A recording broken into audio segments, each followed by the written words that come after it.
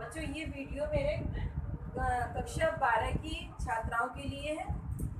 आज home science का समाजशास्त्र वाला खंड है बच्चों। इसमें अध्याय 14 दे रखा है, एकाकी परिवार एवं संयुक्त परिवार के संबंधों का मनोविज्ञान। तो इसमें आज आपको बताया गया है कि एकाकी परिवार और संयुक्त परिवार में कितना अंतर है, ठीक है ना। तो सबसे पहले मैं आपको चैप्टर के बारे में समझा दूं कि एकाकी परिवार एवं संयुक्त परिवार का मनोविज्ञान आपके सब्जेक्ट में क्यों दे रखा है। वैसे तो आपने काफ़ी परिवार ऐसे देखे होंगे जो एकाकी हैं और संयुक्त परिवार भी रहते हैं, लेकिन उनकी जो मानसिक स्थिति होती है ना वो अलग अलग होती है। एकाकी परिवार की अलग और संयुक्त परिवार के व्यक्तियों की अलग होती है। वो कैसे होती है अभी मैं बताऊंगी आपको। और सबसे पहले आप देखेंगे एकाकी परिवार का अर्थ। तो एकाकी परिवार वह होता है जिसमें पति पत्नी और उसके अविवाहित बच्चे होते हैं। ऐसे ही श्री एन श्रीनिवास के ने लिखा है कि एक व्यक्ति उसकी पत्नी और उसके अविवाहित बच्चों वाले गृहस्थ समूह को क्या कहते हैं, एकाकी परिवार कहते हैं। अब एकाकी परिवार के लाभ एवं एकाकी परिवार के जो दोष है ना वो आप अपनी बुक से देख सकते हैं और उसकी डिटेल लिख सकते हैं। अब संयुक्त परिवार का अर्थ, अब यहाँ पर अभी मैंने आपको बताया एकाकी परिवार मतलब कौन सा होता है, किसे बोलते हैं एकाकी परिवार, जिसमें पति पत्नी और उसके अविवाहित बच्चे रहते हैं। अब यहाँ पर आ गया कि संयुक्त परिवार। संयुक्त परिवार जिस परिवार में 3 या 3 से अधिक पीढ़ी के सदस्य एक साथ रहते हैं, खाते हैं, पीते हैं, निवास करते हैं एक ही जगह पर, और संयुक्त उनका जो होता है कार्यभार होता है वो संयुक्त होता है, उसे क्या कहते हैं, संयुक्त परिवार कहते हैं। ठीक है ना बच्चों। और संयुक्त परिवार की विशेषताएं क्या होती हैं मैं आपको बताऊं। मैंने केवल हेडिंग दे रखी है, उसके बारे में समझा दे रही हूँ और आपको बुक से ही नोट्स बनाने पड़ेंगे। नंबर 1, बड़ा आकार। संयुक्त परिवार में जब 3 पीढ़ी के सदस्य यानी बाबा और चाचा और आप यानी आपके भाई भाभी वगैरह रहेंगे तो 3 पीढ़ी के सदस्य हो जाते हैं। तो जाहिर सी बात है कि आकार कैसा हो जाएगा, उस परिवार का बड़ा हो जाएगा। ठीक है। अब है समाजवादी संगठन। और जब हम मतलब 3 पीढ़ी के सदस्य एक साथ रहते हैं तो बाबा और बाबा हैं, चाचा हैं, ताऊ हैं, तो उनके संरक्षण में रहते हैं, तो उनका कहना भी मानते हैं, उनको सहयोग भी देते हैं, उन्हीं के आधार पर हम चलते हैं, बिना अनुमति के हम नहीं चलते और उनकी सेवाएं भी करते हैं। पापा बाबा की करते हैं और चाचा भी पापा का कहना मानते हैं। मतलब इस तरीके से एक दूसरे से जुड़े जाते हैं। तो उनमें क्या होता है, एक समाजवादी संगठन हो जाता है। उनमें एक समाज को अच्छी तरीके से डील चलाने का एक अंदर से एक संगठन महसूस करने लगते हैं। नंबर 1, सामान्य संपत्ति। और उनकी संपत्ति क्या होती है, बाबा की, चाचा की, ताऊ की, मतलब एक जगह सामान्य सबकी संपत्ति का कोई बंटवारा नहीं होता है, सब एक जगह होती है और सभी के लिए बराबर होती है। ये नहीं कि किसी को ज़्यादा किसी को कम। जैसे एक ही परिवार में ताऊ चाचा वगैरह अलग जॉब कर रहे हैं तो उनकी संपत्ति अलग अलग है, लेकिन एकाकी परिवार में ऐसी नहीं होती है। भले ही जॉब अलग कर रहे हैं लेकिन संपत्ति सब एक जगह ही रहती है। अब है चौथा नंबर, कर्ता का सर्वोच्च स्थान। जो भी घर में करता है, मतलब जैसे आपके ताऊ हो सकते हैं, बाबा हो सकते हैं, कोई भी एक व्यक्ति एक कर्ता होता है, उसके हाथ में सारी पूंजी होती है, वही घर का संचालन करता है। उसी के अनुसार पूरे घर का मतलब देन लेन और रख रखाव सब क्या होता है, कर्ता के हाथ में होता है। तो कर्ता का सर्वोच्च स्थान माना जाता है, क्योंकि जो वो बोलेगा वही होगा। क्योंकि मतलब जैसे बाबा के हाथ में सारी संपत्ति के मालिक बाबा हैं, तो बाबा जिसे बताएंगे, जहाँ भेजेंगे, जहाँ पढ़ने भेजेंगे या जिसे जो देना चाहेंगे वो बाबा करेंगे। ठीक है। तो उनका सर्वोच्च स्थान है, वो जो करेंगे वो कर सकते हैं। नंबर 5 में है धार्मिक आधार। संयुक्त परिवार में क्या होता है कि सारी पूजा पाठ वगैरह सब एक साथ होती है और बच्चे भी इसे देखते रहते हैं, तो देखते देखते ही वो उस धर्म से जुड़ जाते हैं और उन्हें कुछ बताने की आवश्यकता नहीं होती है। वो धार्मिक आधार में अपने आप धार्मिक आधार से अपने आप जुड़ जाते हैं। अब है आपका सामान्य निवास स्थान। छठा है सामान्य निवास स्थान। बाबा चाचा ताऊ वगैरह जहाँ रहते हो सब एक सा ही होता है। ऐसा नहीं मतलब किसी को हाई फाई रूम हो या कोई बहुत ही ज़्यादा एसी रूम में रह रहा हो, कोई ऐसा ऐसा नहीं, सबको एक बराबर होता है। तो सभी का सामान्य निवास स्थान होता है, एक ही छत के नीचे रहते हैं। और निश्चित संरचना, और उनकी एक निश्चित संरचना भी होती है। जैसे मान लो बाबा को कहाँ रहना है, ताऊ को कहाँ रहना है, एक आधार बन जाता है। इस तरीके से एक निश्चित संरचना होती है। और आर्थिक स्थिरता, आर्थिक में बजट संबंधी, ठीक है ना। वहाँ क्या होता है, संयुक्त परिवार में बहुत पैसा एकत्रित करके रखा जाता है क्योंकि भविष्य की ज़्यादा चिंता रहती है। और जब बड़ा परिवार होता है तो बड़ा परिवार में खर्च भी ज़्यादा होते हैं, तो कमाने वाले भी अधिक होते हैं, लेकिन उनकी सारी संपत्ति एक जगह रहती है, एक जगह रहने के कारण, और एक जगह से ही खर्च होती है। तो खर्चा भी मतलब ज़्यादा नहीं, बेफजूली खर्च बच जाता है। और इससे क्या होता है, आर्थिक स्थिरता, उनकी मजबूती, मतलब पैसे मतलब धन संबंधी मजबूती हमेशा बनी रहती है। चाहे वो खेत हों तो लगातार बढ़ते ही जाते हैं। एक ही जगह पैसा रहने पर डिसीजन भी सही रहता है, ज़्यादा बेफजूल खर्च नहीं होता है। अब आ जाता है सदस्यों की सुरक्षिता। सुरक्षा कैसे होती है सदस्यों की, मान लीजिए अगर किसी का कोई परिवार में ज़्यादा लंबी बीमारी है तो वह काम पर नहीं जा रहा है तब भी चलेगा, क्योंकि बाबा है, ताऊ है, पापा है वगैरह सब उनकी हेल्प करेंगे, ठीक है। और अगर एकाकी परिवार में वो बहुत टाइम तक जॉब पर नहीं जा रहा है तो उसे बड़ी जीवन काटने के लेने देने पड़ जाते हैं। तो ये सदस्यों की सुरक्षा भी होती है। महिलाएं होती हैं, अगर मान लो किसी के संग में कोई दुर्घटना हो जाती है, महिला अकेली रह जाती है, तो उनके मतलब परिवार के बड़े लोग हैं तो उन्हें सुरक्षा प्रदान करते हैं। बेटियां हैं, बेटियों को सुरक्षा प्रदान की जाती है। तो इस प्रकार छोटे बच्चे, नाबालिग बच्चे हैं, अगर उनका सहारा मतलब पिताजी या माताजी में से कोई एक नहीं रहता है तो उनके बाबा, ताऊ, चाचा वगैरह सब सहारा देकर उन्हें पाल पोस कर पढ़ा देते हैं। तो क्या है, संयुक्त परिवार में एक सुरक्षा की भावना भी रहती है हर समय। मतलब ऐसा प्रतीत नहीं होता कि हमारे ऊपर कोई नहीं है, ठीक है ना। और सांस्कृतिक निरंतरता, मतलब जो संस्कृति हमारी बनी हुई है वो ये एक भय का कारण भी होता है कि यदि हम बाबा की कहना नहीं मानेंगे, ताऊ का कहना नहीं मानेंगे, यदि दादी ऐसा कहती है तो वैसा भी करना पड़ेगा। तो हमारी संस्कृति पीढ़ी दर पीढ़ी हस्तांतरित होती रहती है, क्योंकि हम 3 पीढ़ी की सदस्यों को एक साथ देखते हैं, वही कार्य करते हुए, वही हमारी संस्कृति जो संस्कृति होती है उसको हम हमेशा देखते रहते हैं। तो क्या होती है कि जो निरंतरता बनी रहती है, पीढ़ी दर पीढ़ी बच्चों में आती रहती है। तो ये क्या है, संयुक्त परिवार के विशेषता है, ठीक है ना। अब है संयुक्त परिवार से लाभ, कि संयुक्त परिवार बहुत बड़ा परिवार होता है, ठीक, और उससे लाभ कौन कौन से होते हैं। नंबर 1, सबसे पहले बच्चों का उचित पालन पोषण।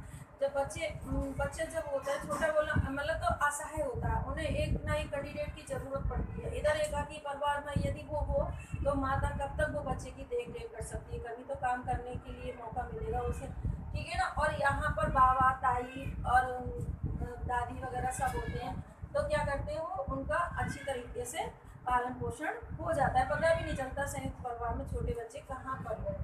दूसरा है बच्चों की प्रारंभिक पाठशाला, यानी बच्चे जब मतलब छोटे होते हैं तो वो क्या देखते हैं कि बाबा कैसे कर रहे हैं, ताऊ कैसे कर रहे हैं, यदि अम्मा ने क्या किया है, तो और छोटी छोटी बातों में उन्हें बाबा, दादी कई ऐसी बातें सिखा देते हैं जो कि उनकी संस्कार से जुड़ जाते हैं। और धीरे धीरे बच्चा अपने परिवार से ही बहुत कुछ सीख जाता है। विद्यालय तो बाद में जाता है, पहले अपने परिवार से ही, बाबा दादी से बहुत सी चीज़ें सीख जाता है। तो प्रारंभिक पाठशाला किसे बताया, पहले ही से पढ़ना कहाँ स्टार्ट कर देता है बच्चा, अपने परिवार से, ठीक है ना। अब है मनोरंजन का साधन। बाबा दादी, ताऊ ताई होते हैं कि बस बच्चों को खिलाने में उनका पूरा टाइम ऐसे निकल जाता है, पता भी नहीं चलता, बड़ों को भी नहीं पता चलता, बच्चों को भी। तो मनोरंजन का एकाकी परिवार बहुत घुटन वाली बात हो जाती है। यदि हस्बैंड वाइफ दोनों जॉब करती हैं तो बच्चा अकेला रह जाता है। अगर मान लो मेड भी लगी हुई है तो कब तक वो मनोरंजन का साधन नहीं बन सकती। लेकिन बाबा दादी कभी भी अपने बच्चों से थकते नहीं हैं, हमेशा उन्हें हंसाते खिलाते रहते हैं, तो ये मनोरंजन का साधन बन जाती है। सुरक्षा की भावना, हमेशा सुरक्षा की भावना रहती है संयुक्त परिवार में। कभी कोई बच्चा है मतलब उन्हें भय नहीं रहता, लगता है कि मेरे ताऊ जी हैं, मेरे बाबा जी हैं या चाचा जी हैं, मुझे वहाँ पहुँचाएंगे, वहाँ से लेकर आएंगे, तो सुरक्षा की भावना उसे हमेशा लगती रहती है। अब है सामूहिकता की भावना। हाँ, सामूहिकता की भावना, जब इतनी बड़ा परिवार एक साथ रहता है तो उसके अंदर भी एक समूह में रहने की प्रेरणा जाग जाती है, जब प्रेरणा जाग जाती है तो वो बहुत अच्छी तरह से डील करता है। एकाकी परिवार में ऐसा नहीं होता, वो अकेला सिंगल रहना पसंद करता है। तो सामूहिकता की भावना कहाँ से होती है? संयुक्त परिवार से होती है। जब पूरा बच्चा पूरी फैमिली में रहता है तो उसके मन में एक धारणा बन जाती है कि मुझे सबके साथ में रहना है, ठीक है ना, और सबके बारे में सोचना है। वृद्धावस्था में सुरक्षा, वृद्धावस्था में भी सुरक्षा बहुत अच्छी तरीके से हो जाती है। जब 3 पीढ़ी के सदस्य एक साथ रहते हैं, तो मान लीजिए बड़ी दादी माँ है, उनको मतलब कोई प्रॉब्लम है तो कई लोग हैं घर में सेवा करने के लिए, तो उनकी सेवा भी आराम से हो जाती है और वृद्धावस्था में उनको सुरक्षा भी मिल जाती है। विपत्तियों का पारिवारिक बीमा। अब देखिए समय का कुछ पता नहीं होता है कब किस व्यक्ति पर कौन सी परेशानी आ जाती है। अगर संयुक्त परिवार में रहते हैं व्यक्ति तो विपत्तियां तो पता नहीं है, मैंने बताया कि पता ही नहीं है कब किस पर कौन सी विपत्ति आ जाती है। यदि किसी पर ऐसी खतरनाक विपत्ति आ भी जाती है, जैसे वो चलना फिरना बंद कर देता है, बेड रेस्ट हो जाता है बहुत टाइम तक, तो क्या है कि उसकी जो फैमिली है उसको पूरा सुरक्षा है, पढ़ाने की जिम्मेदारी, खाने की देना, पूरी सारी जिम्मेदारी किस पर आ जाती है? उनसे बड़े जो व्यक्ति हैं उन पर आ जाती है, क्योंकि वो संयुक्त परिवार में रहती है। तो पूरा बीमा की तरह हो जाता है, उन्हें पूरा पता है कि मेरे ना होने पर या मेरी परेशानी होने पर मेरे कौन कौन सहयोग करेगा, ठीक है ना। अब है सामाजिक नियंत्रण। अब 8वां नंबर आता है सामाजिक नियंत्रण। देखिए नियंत्रण में रहना बहुत बड़ी बात होती है, क्योंकि जब हम किसी भी सीमा को पार कर जाते हैं तो समाज बेदार हो जाता है। और नियंत्रण में कब रहते हैं? जब हमें भय रहता है। तो भय संयुक्त परिवार में बहुत ज़्यादा रहता है, बाबा दादी का, कि चाचा का रहता है, ताऊ जी का रहता है कि हमें ऐसा नहीं करना चाहिए, सही राइट जगह पर चलना चाहिए, ऐसे नहीं करना चाहिए। तो क्या होता है इसमें कि सामाजिक नियंत्रण, इससे एक परिवार मतलब बहुत ही अच्छी तरीके से बनेगा, तो पूरे समाज में एक नियंत्रण हो जाएगा, कोई भी अपोजिट वर्क नहीं करेगा। अब आ जाएगा आपका देश सेवा की अवसर। देश सेवा का अवसर तभी तो मिलेगा जब आप अपने परिवार से फ्री होंगे, और परिवार से फ्री कब होते हैं? जब संयुक्त परिवार में रहते हैं, क्योंकि डाल दिए जाते हैं, बाबा हैं तो पापा हैं तो वो देखेंगे आपको। तो इससे देश सेवा की भावना है, चाहे आपका समाज हो, चाहे बॉर्डर हो, कहीं भी हो आप जा सकते हैं, आप तन मन से उनकी सेवा कर सकते हैं। अब है श्रम विभाजन। संयुक्त परिवार में क्या होता है? सबको श्रम विभाजन कर दिया जाता है कि वो चाचा जी से करके लाएंगे, बैंक का काम करेंगे, पापा जी खेती बाड़ी देखेंगे, या मतलब बाबा क्या कर सकते हैं, मतलब उनकी एज के हिसाब से उन्हें दे दिया जाता है कि मतलब आप ये करोगे, आप ये, तो सबको श्रम विभाजन करवा दिया जाता है। और लेकिन परिवार सही एकाकी परिवार में कुछ नहीं, जो भी करना है बस पापा ही को करना है, जो भी करना है वो मम्मी को करना है। लेकिन संयुक्त परिवार में ऐसा नहीं, बांट दिया जाता है कि आपको क्या करना है, आपको क्या करना है, और एज के और एजुकेशन के और इसके हिसाब से उन्हें बांट दिया जाता है और वो अपने आप काम करते हैं। अब आ जाता है विभिन्न अनुभव प्राप्त करने का स्थान। देखिए आपके बाबा हैं, परबाबा हैं, चाचा हैं, ताऊ हैं, इनका सबका अनुभव बहुत बहुत अलग होगा। बाबा का बहुत अलग होगा, पापा का अलग होगा, ताऊ जी का अलग होगा, है ना। हो सकता है चाची जी भी कोई ऐसी मतलब एजुकेशन होल्डर है, उनका भी अलग होगा। तो जब आप अपनी मतलब शिक्षा को उनकी तैयारी कर रहे हैं, कोई भी एग्जाम की तैयारी कर रहे हैं या पढ़ रहे हैं, तो उस टाइम आपको प्रत्येक व्यक्ति से अलग अलग अनुभव आप ले सकते हैं। अनुभव बहुत बड़ी चीज़ होती है, जिससे कि आपको उनके द्वारा समझाया हुआ भाग एक एक चीज़ आपके बहुत अच्छी तरह से माइंड से कैच हो जाएगी।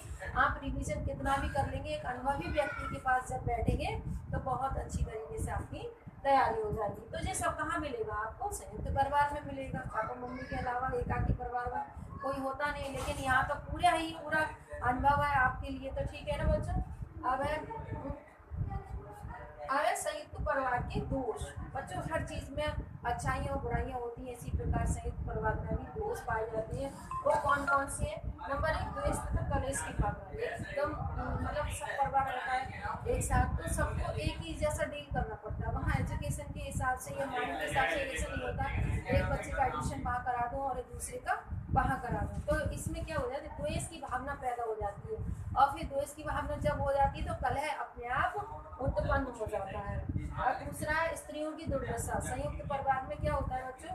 स्त्रियों को बड़ा निम्न दृष्टि से देखा जाता है। ज़्यादातर मतलब ये होता है, संस्कृति हमारी जो चली आ रही है कि स्त्रियों को घर से बाहर नहीं निकलना चाहिए।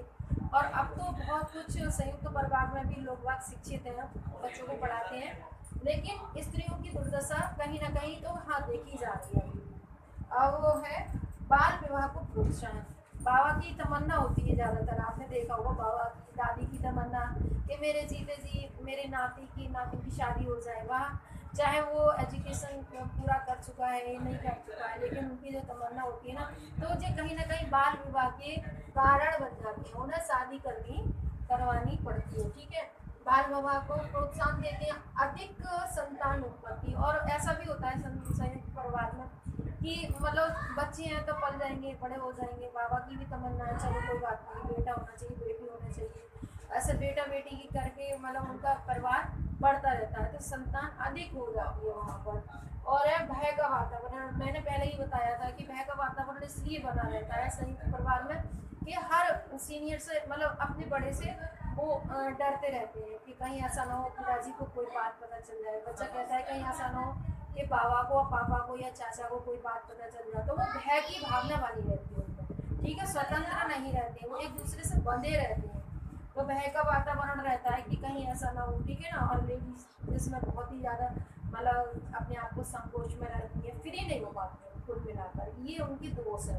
अब है कमाने वालों में हाँ, जैसे अभी मैंने बताया कि कमाने वालों में असंतोष की भावना क्यों हो जाती है। मान लो कोई परिवार में ऐसा व्यक्ति है जिसने अपनी एजुकेशन पूरी कर ली हो और वो जॉब की तैयारी कर रहा हो, लेकिन लगता है कि हमारी खेती इतनी है या हमारा बिजनेस इतना बड़ा है कि उसे देखने वाला कोई और भी हो तो वो भी काम आ जाएगा, तो ऐसा मौका उसे नहीं मिल पाता कि वो जॉब करे। तो जाहिर सी बात है, जब अपनी मन की संतुष्टि नहीं होती है तो इसमें असंतोष की भावना हो जाती है।